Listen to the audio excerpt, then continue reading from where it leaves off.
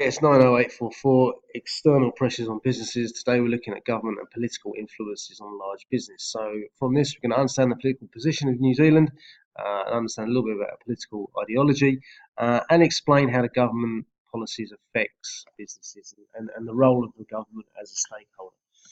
So first and foremost, what we do need to just be familiar with is the whole idea of political ideology. So it's very often described in terms of a spectrum or a continuum. We describe left wing, right wing, and centre. So if the government is left wing, it tends to have more belief and faith in society as a whole. Right wing tends to be more about the rights of the individuals and the freedom of the individuals. This translates into business talk, whereby the government would be seen to be controlling most of the businesses, owning a lot of businesses, whereas over here we would find that the government encourages the private ownership of businesses and encourages competition, and that is what drives the economy. Now, where we are here in New Zealand, we are in the centre, so we have got a mixture of some left-wing policies, some right-wing policies. That's a very broad description. However, to maybe a little bit more specific, you could say we're a little bit centre and a little bit to the right as well. So the way we're looking at government is as a stakeholder, not how do they govern the country, but how do they govern the country in terms of. So how do they govern the country in terms of what their role in for business? So first and foremost, we see them as a big supporter. Big supporter of businesses. They provide assistance. They provide grants. This is money that can be given, and this is money and advice, particularly, which is given towards areas of low socioeconomic people, low economic growth, less developed areas, rural areas, okay, because they're trying to stimulate investment. Some organisations are also very reliant upon, or the government is very reliant upon them to power the economy.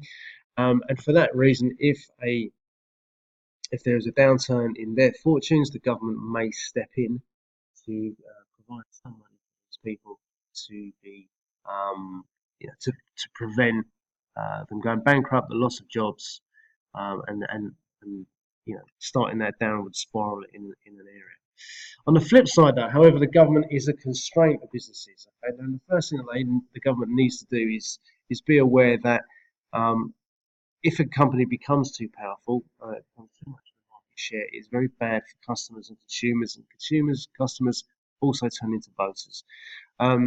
So basically, they will be investigated if they're too powerful, particularly if they're of a very significant strategic type of industry. So maybe the industry or maybe the energy industry, something that society really relies on. So if they are becoming too powerful and too big, the government can step in and legally they can make them break them up.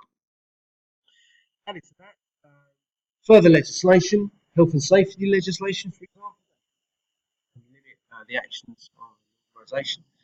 Taxation will also constrain business activity. So what we can see is there's two sides to this. They can support and or constrain. Okay. Government very often change policies as when they're in power. This could be under a number of other sort of pressures from other sources. So, for example, the minimum wage may decrease. That could be something, or likewise get increase. Leisure time activities. So what this is saying, obviously, a minimum wage may decrease. Businesses involved in leisure time activities may have reduced demand because people have to work longer hours. So largely, whenever a business, an organisation adapts to a government's change, it tends to have a knock-on effect on their demand. Now, without going into the economics of it, very simply is that if a government policy results in increased demand, we have these sort of things. So increased recruitment, possibly the formation of new jobs and restructuring, increased supply, more finance is required. Flip side, you might have people losing their jobs,